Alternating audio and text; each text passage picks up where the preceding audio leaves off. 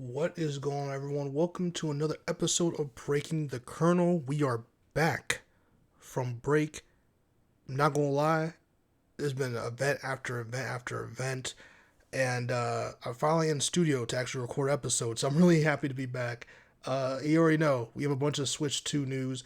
I also didn't make a regular video on the Switch 2 because I wanted to, with the tariffs and everything, I just wanted to make sure we got more finalized stuff because I feel like every time I do a podcast episode about things like this, things change, and it's the news and every stuff. Like stuff changes so drastically every other minute, let alone every other week. So sometimes it's like I just wanted to get some more finalized stuff before I make a podcast episode about this. So we're here now, and let's get right into it. Switch to prices, man.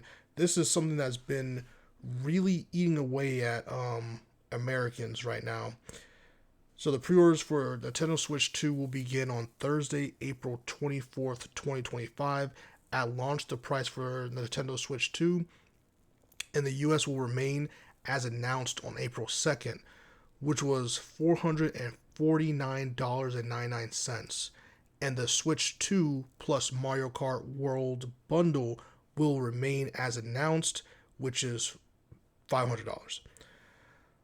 Pricing for both physical and digital versions of Mario Kart World is $79.99, and Donkey Kong Bonanza is $69.99. Will also remain unchanged at launch. However, Nintendo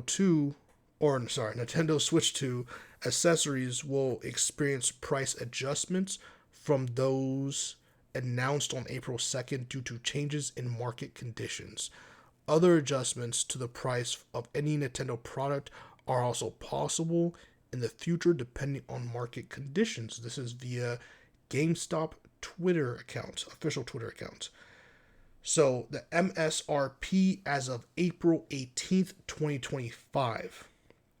Nintendo Switch 2, $449.99. The Switch 2 bundle with Mario World is $500. Mario Kart World is $80.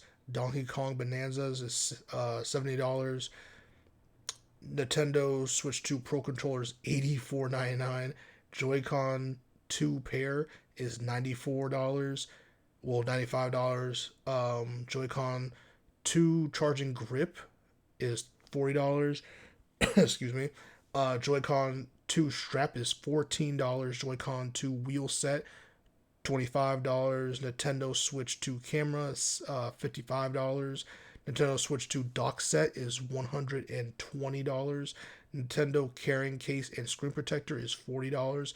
Nintendo Switch 2 all-in-one carrying case is $85. Nintendo Switch 2 AC adapter is $35. Samsung micro SD express card 256 gigabytes for Nintendo Switch 2 is $60. I know that was a lot. Those are all the prices. I just want to make sure all of us are up to speed, including me, because this is something that I didn't really see until the other day, like the day before I recorded this episode. So need a little bit of refresher there. Okay, so now that we got all of that out of the way, right, prices and everything, here's the biggest thing about this. Me and my friend were talking about this. Me and a couple of my friends were talking about this back and forth. My biggest issue with this is that Nintendo, in my opinion, has always been that console, at least not even always, especially recently, the last, like, let's say 10 years, have been, hey, this is a more budget friendly console that I can get and I can play with my family. I know a lot of women also like the Nintendo Switch, for especially during the COVID times. There was or lockdown times, COVID times. There was Animal Crossing, Pokemon, stuff like that. That's still really popular, but that's like, things like that.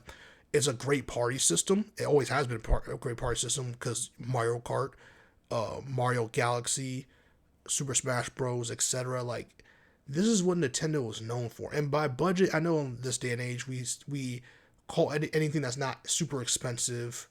If it's not super expensive, it's disrespect. No, budget does not mean disrespect. It means it is a more affordable option for people who do have a budget, per se, a more tight budget than others, but still want to get in on the gaming experience, right? And you shouldn't have to be some rich person to afford a gaming console. Again, gaming is a luxury, not a necessity, but that does not mean that you should price out the people or your audience that actually give you your billions of dollars every year, right? So, I say all that to say that I think Nintendo is starting to get away from its roots a little bit. I do think, in my opinion, the price for the Nintendo Switch 2 being at $449.99 bundleless, and then the bundle for Mario World at $500, I'm okay with that because of the specs and because of they are giving you a better console than the Switch. Now, I've seen some of the display videos and stuff like that, and I'm not impressed with the Switch 2. I'm not blown away. I'll say that. I'm not blown away so far. Now, granted, I've not got my hands on it. I've not played it yet. But from what I've seen, I'm not blown away to the point where I would personally spend $500 on a Switch. I don't think the price for the Switch, the console itself, is too egregious. I do think it's going to price some people out. I do think there are going to be a lot, especially in the economy right now, the U.S. economy right now. I do think there's a lot of people who have to make certain decisions, and right now they're not willing to put $450 or $500 towards a console. And let's say people didn't want Mario Kart and they want the Donkey Kong game. I don't think people people gonna want to put $450 down for the console and then another $70 for Donkey Kong. Now you see the prices for like PS5, Xbox games right now is around $70 plus. That is different than Nintendo, because the thing, again, like I said about Nintendo, is that a lot of people buy Nintendo games and they're expecting games to be around a certain price range because it's just a more affordable option for them. And they also have a really cool ecosystem. A lot of people who buy Switch like Mario, they like Legend of Zelda, Donkey Kong, Metroid. They like some of these games. Now, when you have a console that increases the price of this much, mixed with games averaging 70 to $80, I mean, that's a lot of money. That's excluding tax. So you add tax to like Mario Kart World, that's already at $80. You're probably spending like about $85 or so for this game. And I just think that at the end of the day, you're going to start pricing people out of this. Now, does Nintendo care? They care about money. How much do they care about the actual gaming experience, and how much do they care about their fans? We will see, because there will be mega pushback on this. Regardless of what the tariffs do to this, there will still be pushback to this, because at the end of the day, there are 2 to 3 pretty big games that are supposed to be coming out in 2025. If I'm not mistaken. I don't know if Fable is still coming out in 2025, but I do know that Grand Theft Auto is coming out, and Mafia Old Country is coming out. I believe both those games are supposed to be coming out in 2025. Those are going to be expensive games, especially the rumors are true about GTA, where it's going to be like $100 or something. That's going to be a real like decision money-making point. Especially by the time GTA comes out, you'll have the new cycle of like 2K sports games will start coming out again too. So people are going to have to make decisions. And so people who were waiting and ready for your Switch 2, well, now you wait to the point where some of the biggest some of the GTA is going to be bigger than Mafia, but the biggest game release probably ever in the history of game releases is upon us.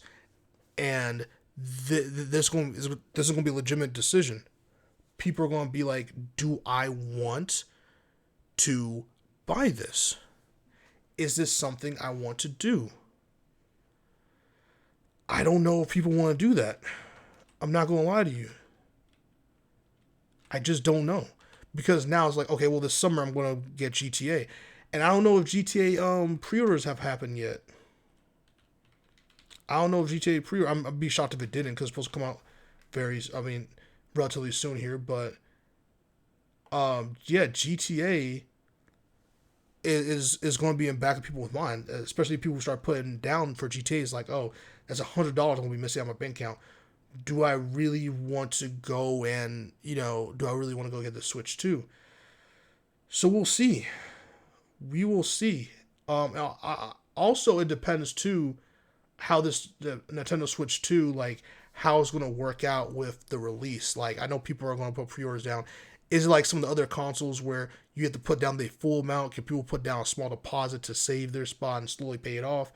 Um, I'm legitimately interested to see how that's going to go because I really feel like that's also something that's going people are going to have to see. Like, okay, can I go and put down a certain amount of money now and then like slowly pay it off, or do I have to do like kind of like PlayStation 5 was, where I have to go put down a full price? There's so many decisions to make when it comes to the Switch 2 that I'm not sure that it's gonna hurt it. Also, as someone who has had their hands on a Legion Go and some of these other handheld systems since the Switch has come out, this price range. I mean, yeah, the other Legion Go and some of the other like AMD handheld consoles are not cheap. They're way more expensive than the Switch 2 is going to be. But the amount of games in the library is so drastically large compared to Nintendo that it's gonna be worth it. Like, yeah, this Legion Go or whatever is like almost $800, but because I have Steam and I can get access to have access to Windows 11 or the latest Windows, and I have access to the Xbox gaming library, like that's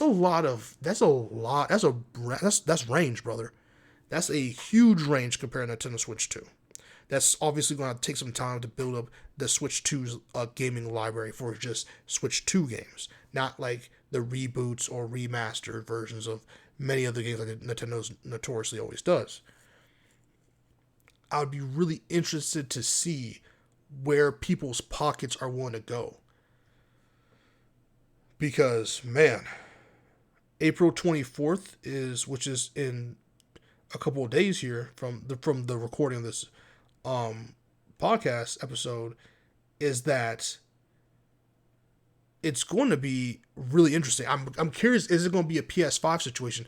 Now, obviously, PS5 and Xbox had COVID and all kinds of other stuff to deal with its contention. So my thing is now, like, because of the tariffs and some other stuff, I know they said when it affect the prices, will it affect anything else? Like, well, I'm very curious. I'm very curious to see if the Nintendo Switch is going to record all-time high pre-orders for the US. Like, I'm just really curious to see where people's money is going to go to this, because again, this is something where people are going to make financial decisions. And I'm not talking about people who like can't even afford food. I'm talking about like people who have money to pay for things like this. They just have to be more selective. That's the thing. I feel like people always talking about like poverty. Like, I know there's people who just can't afford games no matter how much they are, right? I'm talking about people who have the means to do this. I'm talking about also another group is just straight up gamers who their thing is, when they have disposable income, is to buy games, to play games. I'm talking about those type of groups. Either way, they have to know how the economy is right now. They have to really be careful with their bread. So I'm very curious how people are going to spend their money, because the Switch, I think the official release date is in June. I think June 5th, if I'm not mistaken, which is 2 months away. That's not really that long to wait. But my thing is, again, is the Switch 2, is that the console of the summer? Like, is that what you're going to be playing during the summertime? While everyone else is gearing up for, like, another 2 months after that for, like, GTA 6. You know what I mean? Like, I feel like I just don't know. And that's what I'm curious about. And y'all should comment below and let me know as well. Like, what are your thoughts about the price for the Nintendo Switch 2? Like, what are your thoughts about what's going on with the price increase, the price hikes? I mean, I was traveling the other day to Detroit, or like a couple weeks ago to Detroit, and I was trying to go buy a I think it was like a meal from Burger King. Burger King of all places. The meal was like a regular large meal was like 15, $16 for like a chicken finger meal or whatever. I've never in my life spent $15 at Burger King for anything. And I've had orders with multiple stuff. I've never had cross almost $20 on an order at Burger King. That's how I know the prices are getting crazy everywhere, bro. Like, this is not a joke. This is the economy's getting tough. And I linked that back to the Nintendo Switch too, because I'm just like, it's going to get to a point where even if you buy the Switch, is it worth buying it day one? Because unless you're a huge Mario Kart person, and unless also, by the way, a lot of your other friends plan to buy the Switch 2 as well, like, there's just so much stuff that factors into this. Like, kind of the same thing when PS5 came out. Like, there wasn't a lot of people who can get their hands on the PS5, so it was like, you know, it was just kind of like you're kind of there just chilling. Switch 2 is not going to be as egregious, obviously, but it's still going to be interesting to see the numbers. I'm really curious if they make the numbers public and to see what happens, because they're doing this thing about physical versus digital as well, where I guess you pay more for a digital version than the physical version. Or, sorry, you pay more for the physical version than the digital version in some cases in the future. I don't know how true that is, but that is going to be something interesting and something noteworthy to, like, look into. I don't know how I feel about this. Like, a part of me really wants to buy the Switch 2, because I want to do a review on it. I want to do an unboxing. I want to do the full thing. And also, I just want to compare it to the Switch. I want to compare the games. There's a lot of things I want to do with it. Just a couple of things I feel like are kind of lackluster that I am interested. I need to probably look more into. I'm curious, like, are they going to drastically, because the online service for Nintendo needs to be drastically changed. It's not good enough. It needs to be drastically changed. I need more out of, I need more out of the party system. I need more out of the messaging system. The game store for Nintendo Online needs to be way better. If the future is full digital, Nintendo's way too far behind. They need a complete overhaul of that user interface and experience. It needs to be way better. I'm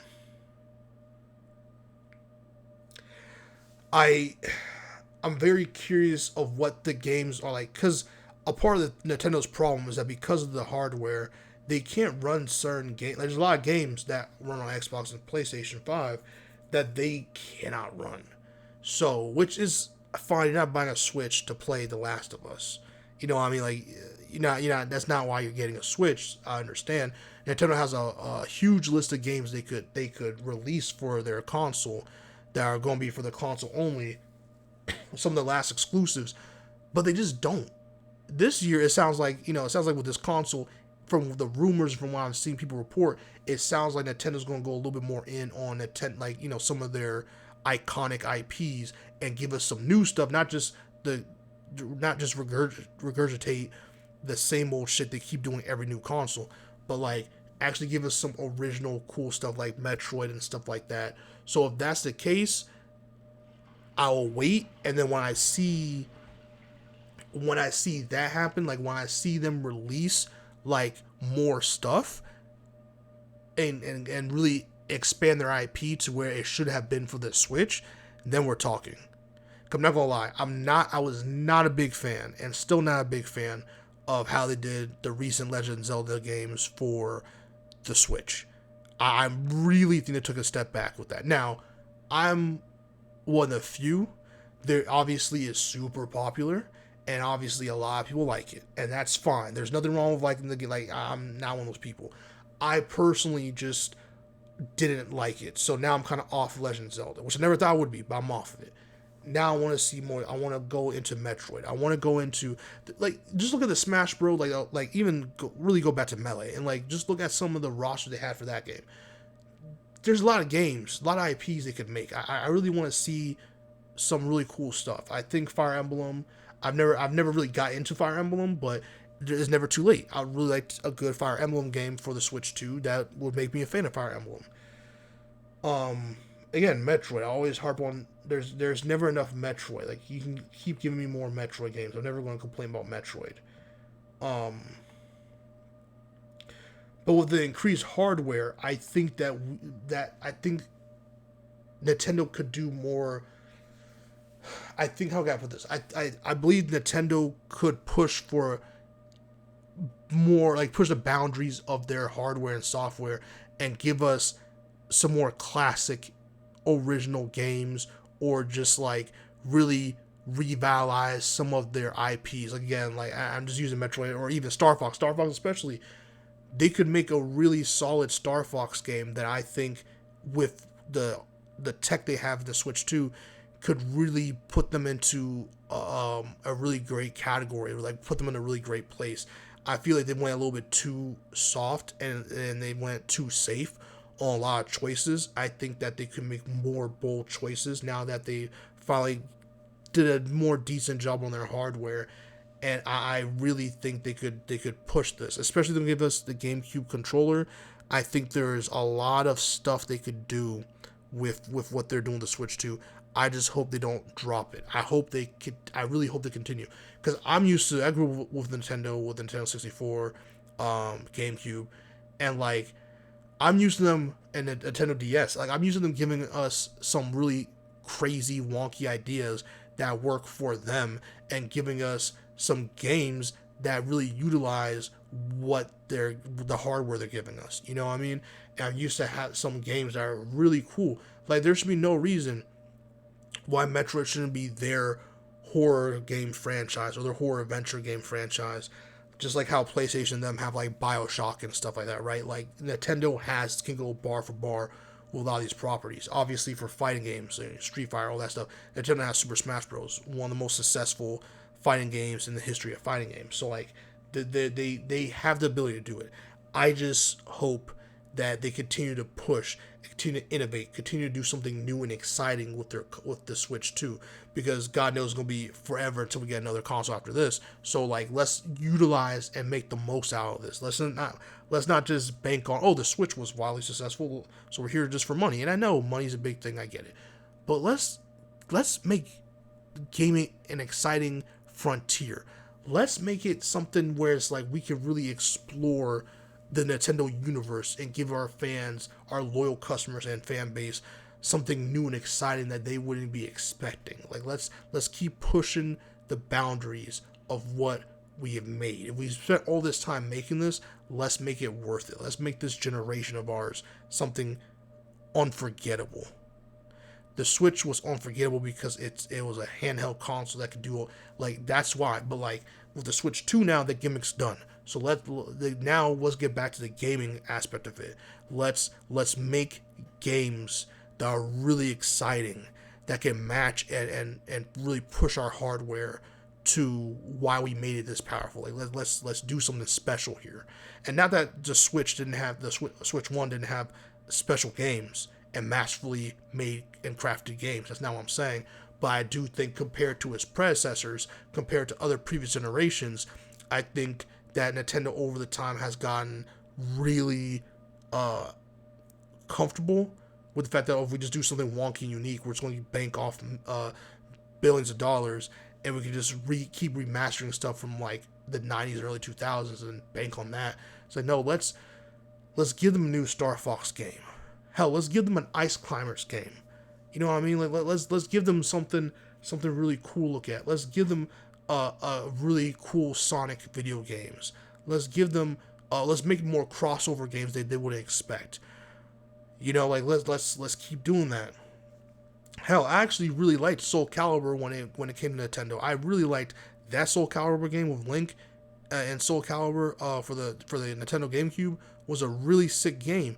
And now you pair games like that with a complete overhaul of their online system to make a game chat and party chat way better.